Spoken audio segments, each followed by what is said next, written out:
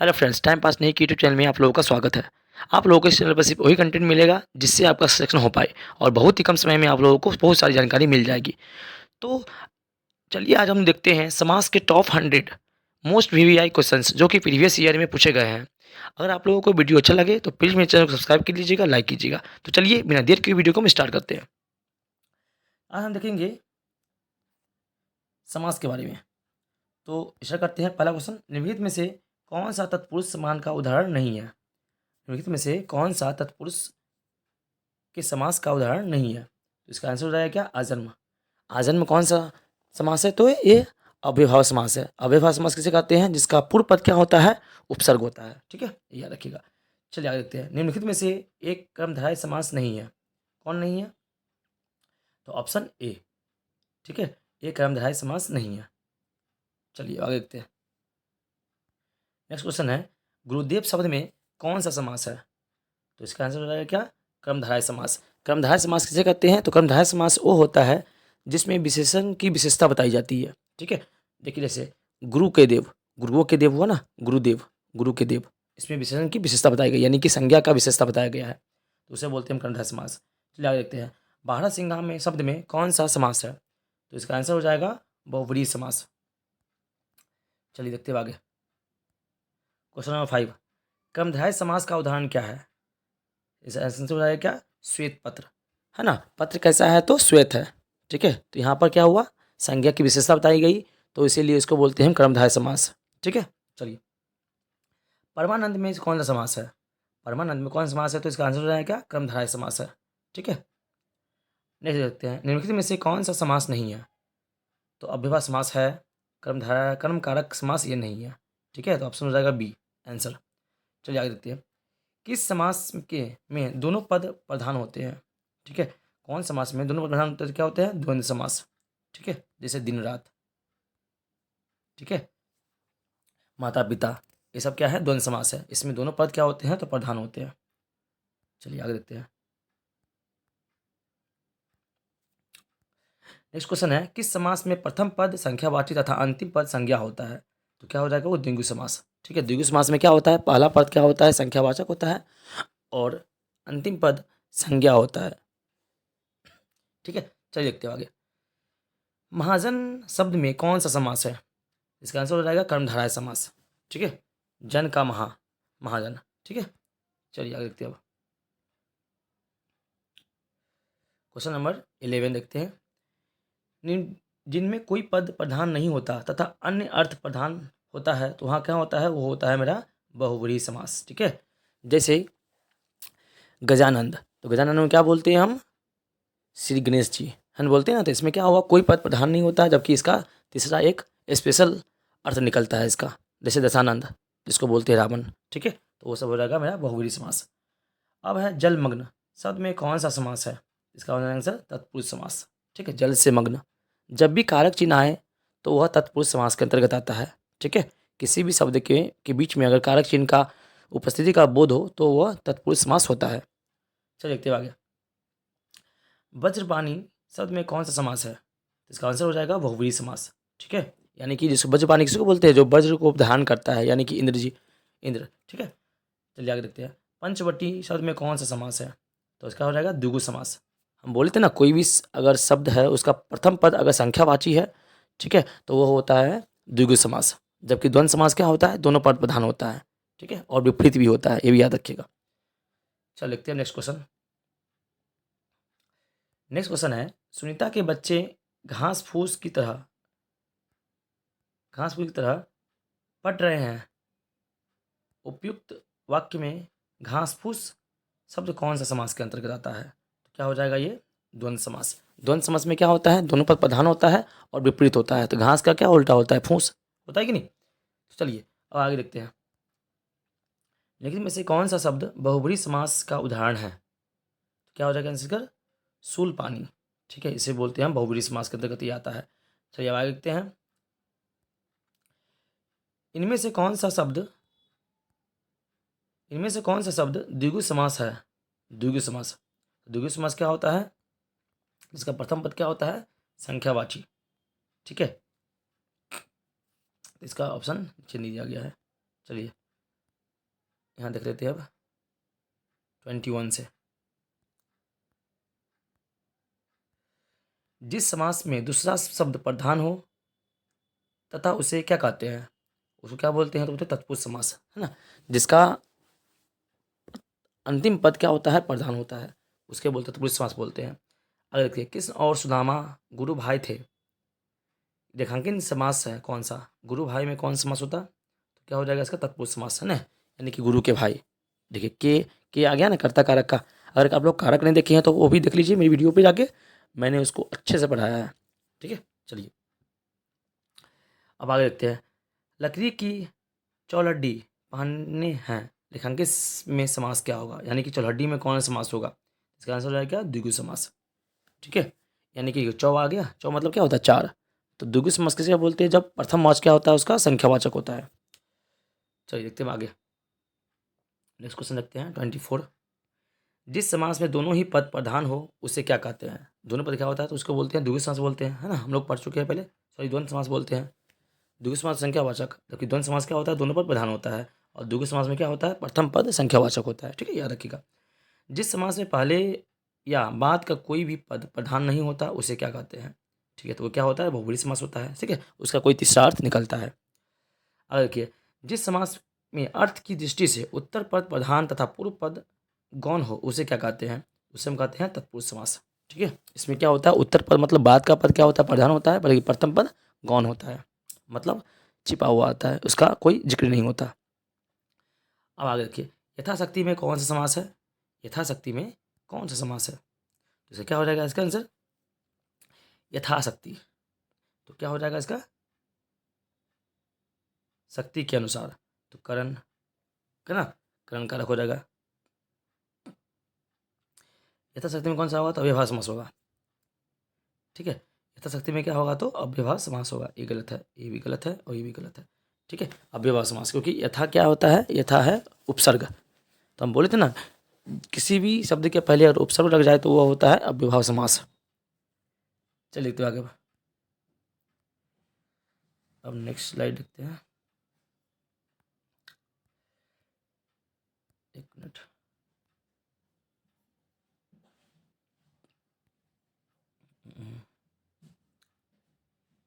Next slide. प्रतिदिन में कौन सा समास है, प्रतिदिन में कौन सा समास है, तो इसका आंसर हो जाएगा ऑप्शन डी, ठीक है। प्रति क्या है, प्रति है उपसर्ग, ठीक है, तो इसलिए क्या हो जाएगा, यह अव्ययभाव समास हो जाएगा। चलिए लिखते आगे देखते हैं। जिन समस्त पदों में कहीं पहला शब्द संख्यावाची और उसके समुदाय का बोध हो उसे क्या कहते हैं, उसे कहते हैं द्विगु समास। जिनमें पहला शब्द विशेषण हो, दूसरा पद शब्द विशेष्य हो तो उसे क्या बोलते हैं, हम कर्मधारय समास बोलते हैं, ठीक है। चलिए अब देखते हैं आगे। धनुवार्ण में किस तरह का समास है, क्या हो जाएगा, ये द्विगु समास, ठीक है। शोकाकुल में कौन सा समास है, तो शोकाकुल में कौन सा समास है, शोकाकुल में शोक से आकुल, ठीक है, यानी कि तत्पुरुष समास हो जाएगा। अकाल पीड़ित में समास कौन सा है, अकाल पीड़ित में समास कौन सा है, तो क्या हो जाएगा, तत्पुरुष समास, अकाल से पीड़ित, है ना, अकाल से यानी से आया गया, यानी कारक चिन्ह आ गया। चलिए आगे देखते हैं। जय पराजय में कौन सा समास है, तो क्या हो जाएगा, द्वंद्व समास। द्वंद्व समास में क्या होता है, दोनों पर प्रधान होता है और विपरीत होता है, ठीक है। देखिए जय मतलब क्या होता है, विजय, और जबकि पराजय मतलब क्या होता है, हार, तो हार का उल्टा जीत होता है कि नहीं, तो उल्टा है, और क्या है, बीच में योजक चिन्ह भी है, ठीक है, उसे बोलते हैं हम द्वंद्व समास। जबकि द्विगु समास क्या होता है, जो संख्यावाचक हो, पूर्व पद क्या हो, संख्यावाचक हो, और बाद वाला शब्द क्या हो, संज्ञा हो। चलिए देखते हैं अब आगे।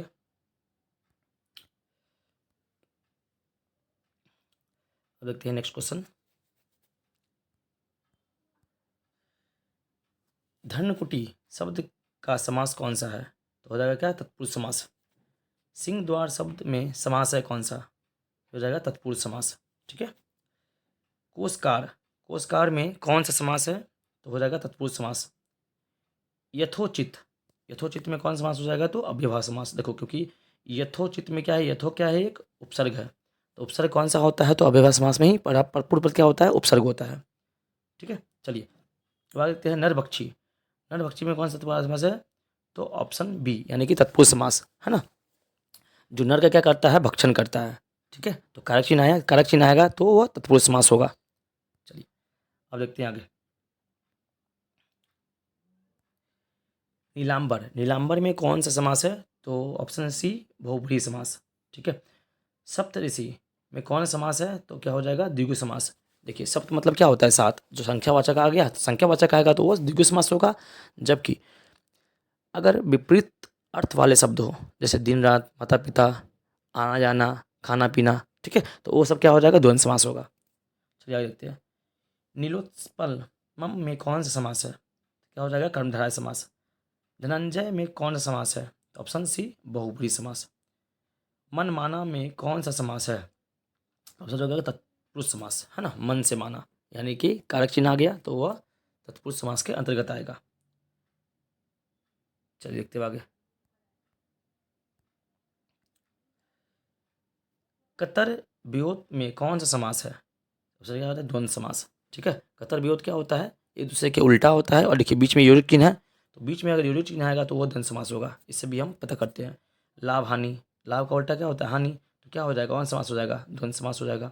तो इनमें से कोई नहीं हो जाएगा। ठीक है, इसमें नहीं है क्योंकि द्वंद्व समास होता है ना, लाभ हानि, यानी बीच में योजक चिन्ह हो या क्या हो, और दोनों शब्द जो हो विपरीत हो, ठीक है, विपरीत अर्थ वाले हो, तो उसको बोलते हैं हम द्वंद्व समास। चलिए अब हम देखते हैं आगे।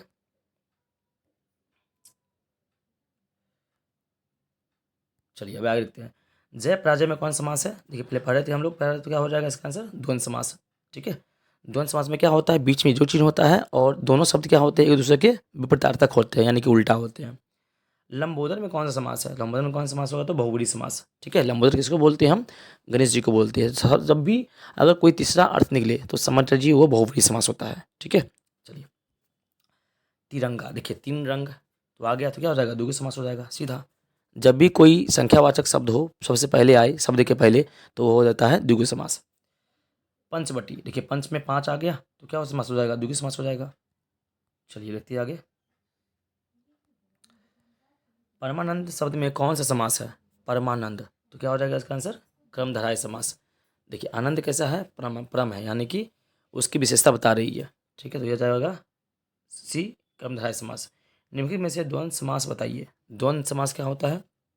द्वंद्व समास क्या होता है? हम बोले थे ना जो भी शब्द के बीच में क्या हो? योजक चिन्ह आए और वह शब्द क्या हो? एक दूसरे के उल्टा हो। जैसे यहाँ देखिए पाप पुण्य, पाप का उल्टा पुण्य होता है, बीच में क्या है? योजक चिन्ह भी है, तो ये हो जाएगा मेरा द्वंद्व समास। यथारुचि, यथारुचि कौन सा समास हो जाएगा? तो अव्ययभाव समास हो जाएगा। हम बोले थे ना कि पूर्व पद क्या होता है? अगर उपसर्ग हो तो वो क्या हो जाएगा? अव्ययभाव समास हो जाएगा। अगर आप लोग समास का वीडियो नहीं देखे हैं तो प्लीज़ मेरे चैनल को जाइए और विजिट कीजिए और देखिए। मैंने समास को बहुत ही आसान तरीके से पढ़ाया है, और आप लोगों को एक बार देखिएगा आपको समझ में पूरा पूरा आ जाएगा। उसके बाद आपका कोई भी क्वेश्चन गलत नहीं होगा। ठीक है, चलिए देखते हैं आगे।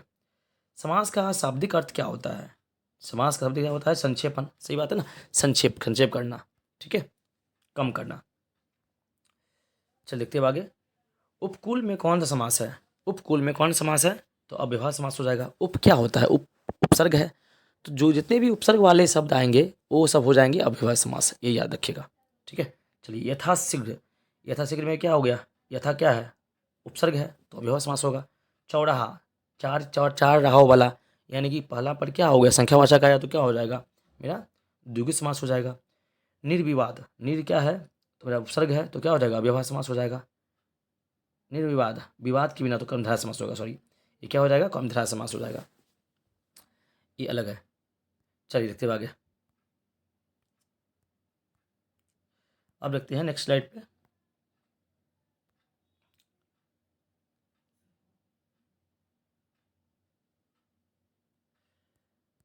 नेक्स्ट क्वेश्चन है, निम्न में से तत्पुरुष समास का उदाहरण है। तत्पुरुष समास कौन सा है? आत्मनिर्भर। ठीक है, उसके बाद है चंद्रशेखर शब्द में कौन सा समास है?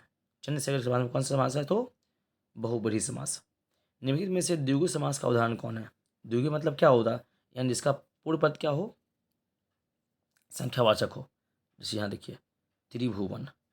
ठीक है, तो क्या हो जाएगा मेरा? ये द्विगु समास हो जाएगा। चौराहा कौन समास है? तो देखिए पढ़े थे, द्विगु समास हो जाएगा। ठीक है, चलिए देखते हैं आगे। समास का शाब्दिक अर्थ क्या होता है? तो संक्षेपण होता है, हम पढ़े अभी। दशानंद कौन समास है? तो बहुब्रीहि समास हो जाएगा। ठीक है, रोग से पीड़ित, रोग पीड़ित कौन समास हो जाएगा? तो तत्पुरुष समास है ना। रोग से पीड़ित, देखिए से आ गया तो कारक चिन्ह आता है ना।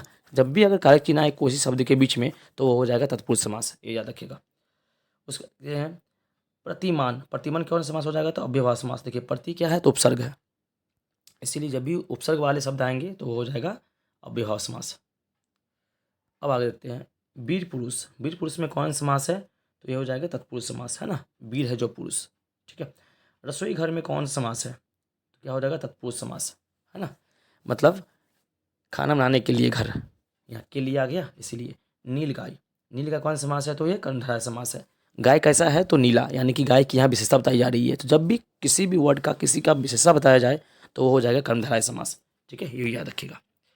चलिए देखते हैं अब आगे, नेक्स्ट क्वेश्चन देखते हैं। पीताम्बर में पीत है, अंबर का जिसका वह अर्थ है विष्णु, इसे कौन सा समास कहते हैं? ठीक है, तो इसका हो जाएगा क्या? बहुब्री समास। जब भी क्या हो कोई तीसरा वर्ड अर्थ निकले तो वो हो जाएगा मेरा बहुब्री समास, जिसमें पहला पद और दूसरा पद कोई पद प्रधान नहीं होता, ठीक है। पंचवटी, पंच मतलब क्या होता है? पाँच, तो द्विगुणी समास हो जाएगा। जब भी संख्यावाचक कोई वर्ड आए तो हो जाएगा द्विगुणी समास। अब क्या है? घनश्याम, घनश्याम में कौन सा समास है? तो ये है कर्मधारय समास, ठीक है। चलिए आगे देखते हैं। पीताम्बर, पीताम्बर में कौन सा समास है? तो बहुब्री समास है। यथाशक्ति आ गया तो क्या हो जाएगा? अव्ययभाव समास। यथा क्या होता है? उपसर्ग है, तो जो उपसर्ग वाले शब्द जितने भी होते हैं वो क्या होते हैं? अव्ययभाव समास होते हैं, ठीक है। चलिए देखते आगे। जब दो या दो से अधिक समास बनकर तीसरे शब्द का विशेष अर्थ बताए, विशेषण बताए तो क्या कहलाता है? क्या होता है वो? तीसरा अर्थ निकाले तो यहाँ बहुब्री समास होगा, ठीक है। जब भी देखिए जैसे जिसके है दशानंद, 10 आनंद वाले, तो उसको क्या बोलते हैं? रावण बोलते हैं। तो देखिए तीसरा अर्थ निकला, तो जब भी तीसरा अर्थ निकले कोई भी शब्द में तो होता है वो बहुब्री समास, ठीक है, याद रखिएगा। समास शब्द का अर्थ क्या है? संक्षेपण, कितना हम लोग पढ़ चुके हैं। अनायास में समास कौन सा है? तो क्या हो जाएगा इसका? नग्न, नग्न समास, यानी कुछ समास, कोई समास नहीं है, ठीक है। चलिए अब देखते हैं आगे। चंद्रशेखर में कौन सा समास है? चंद्रशेखर में कौन सा है? बहुब्री समास है। रात दिन में कौन सा समास है? देखिए जब भी क्या बोले थे हम, जब भी क्या हो बीच में युरक चिन्ह हो आए दो शब्दों के बीच में और दोनों शब्द क्या हो एक दूसरे के विपरीत हो तो वो कौन सा समास हो जाता है मेरा? वो होता है द्वंद्व समास, ठीक है। भाई बहन देखिए उल्टा उल्टा उल्टा है और बीच में युरक चिन्ह है तो द्वंद्व समास होगा, ठीक है, बिना देखे हुए। चलिए अब चलते हैं हम आगे नेक्स्ट स्लाइड पे और लास्ट स्लाइड पे।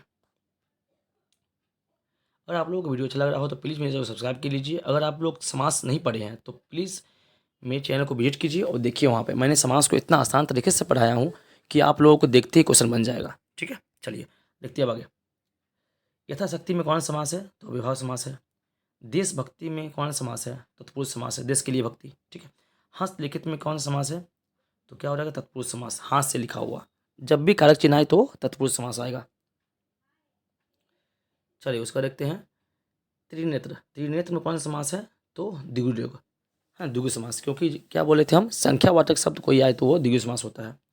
भरपेट कौन समास है? अव्ययभाव समास। भर क्या होता है? यहाँ उपसर्ग है इसीलिए। आनंदमय, आनंदमग्न में कौन समास है? तो तत्पुरुष समास। आनंदमग्न देखिए दोनों आ गया, एक बार रिपीट हो गया क्वेश्चन, तो क्या हो जाएगा? वो तत्पुरुष समास ही होगा, ठीक है। चल देखते हैं आगे। वनवास, वनवास में कौन सा समास है? तो वो तत्पुरुष समास हो जाएगा। पंचवटी में कौन सा समास होगा? तो हो जाएगा द्विगु समास। पीताम्बर में कौन सा समास होगा? तो वो बहुब्री समास होगा, ठीक है। चलिए देखते हैं आगे। नरोत्तम में कौन सा समास है? नरोत्तम में कौन सा समास है? तत्पुरुष समास है, ठीक है। चलिए देखते हैं आगे। अब देखते हैं हम नेक्स्ट क्वेश्चन। धनहीन में कौन सा समास है? धन में कौन सा समास है? तो तत्पुरुष समास हो जाएगा, ठीक है। मानी धन से हीन, ठीक है। तो से आ गया तो से मतलब क्या होता है? कारक चिन्ह होता है। अगर आप लोग कारक कारक नहीं जानते, कारक नहीं पढ़े हैं तो प्लीज़ मेरे चैनल को विजिट कीजिए, वहाँ देखिए मैंने कारक को इतना आसान तरीके से पढ़ा दिया है कि आप लोग देखते ही इसका कि आंसर दे देंगे, ठीक है। तो चलिए देखते हैं आगे।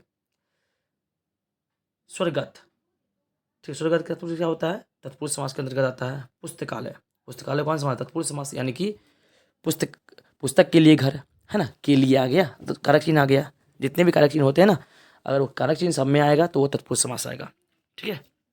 चलिए अब देखिए दशानंद, दशानंद कौन सा समास है? बहुब्री समास है, ठीक है। दशानंद मतलब क्या होता है? रावण, तो तीसरा अर्थ निकल रहा है ना रावण का, तो इसीलिए वो हो जाएगा बहुब्री समास। चलिए देखते हैं अब त्रिलोचन, त्रिलोचन कौन समास है? तो ये भी वो बहुब्रीहि समास ही है। कमल नयन मतलब कौन समास है? कर्म नयन समास है, कर्मधारय समास है। नयन कैसा है? तो कमल के हिसाब से, है ना, कमल के ज़्यादा, यानी कि नयन की विशेषता बताई गई है, इसीलिए उसे बोलते हैं हम कर्मधारय समास। ठीक है, विषय भी विशेषण विशेष से आई तो वो कर्मधारय समास होगा। अब है अन्न जल। अन्न जल क्या है? उल्टा है, तो क्या हो जाएगा? द्वंद्व समास हो जाएगा। हम बोले थे जो समास में बीच दो शब्दों के बीच में योजक चिन्ह आए और वो शब्द एक दूसरे के क्या हो? विपरीत हो, तो हो जाएगा मेरा द्वंद्व समास। अब आगे देखते हैं नेक्स्ट क्वेश्चन। अष्टाध्यायी में कौन सा समास है? तो क्या हो जाएगा? द्विगु समास। अष्टा मतलब क्या होता है? 8। तो हम बोले थे आपको कि जिस समास का पहला पद क्या हो? संख्यावाचक हो, तो वो द्विगु समास होता है। ठीक है, तो क्या हो जाएगा? अष्टाध्यायी का द्विगु समास। यथा असमय, यथा में क्या हो जाएगा? अव्ययभाव समास। यथा क्या है? उपसर्ग है, तो उपसर्ग वाले जितने भी शब्द होते हैं वो सारे होते हैं अव्ययभाव समास। भरपेट, भरपेट में कौन सा समास है? तो ऑप्शन ए, अव्ययभाव समास।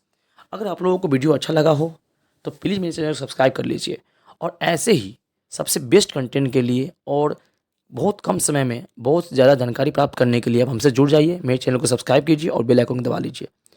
तो चलिए, आज के लिए इतना ही, फिर मिलते हैं अगले वीडियो में। तब तक के लिए जय हिंद, जय भारत। अपनी तैयारी लगे रहिए और पूर्ण विश्वास है कि आप सफल जरूर हो जाइएगा अपने लक्ष्य में। ठीक है, बाय।